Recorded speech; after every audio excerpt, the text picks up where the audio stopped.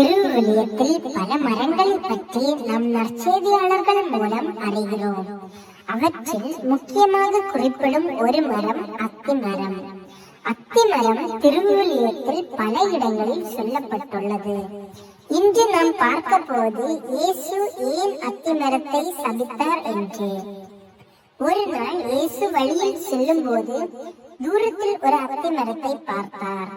அந்த மரத்தில் இலைகள் இருந்தன. ஆனால் அருகில் சென்று பார்த்தபோது அதில் பழம் எதுவும் இல்லை.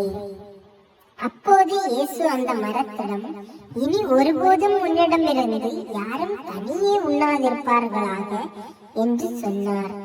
அதற்கு பிறகு அந்த இந்த சம்பவத்தின் மூலம் இயேசு நமக்கு சொல்ல விரும்பியது என்னவென்றால், வெளியில் நல்லவர்களாக தோன்றுவது மட்டும் போதாது. நம் வாழ்க்கையில் நற்கனிகள், நல்ல செயல்கள், விசுவாசம், அன்பு இருக்க வேண்டும். அத்திமரம் இலைகள் இருந்தாலும் கனி இல்லாமல் இருந்தது போல நாம் வெளியில் நல்லவர்களாக தோன்றியும் உள்ளத்தில் நல் செயல்கள் இல்லாமல் இருக்கக்கூடாது என்று இந்த நிகழ்வு நமக்கு நினைவூட்டுகிறது.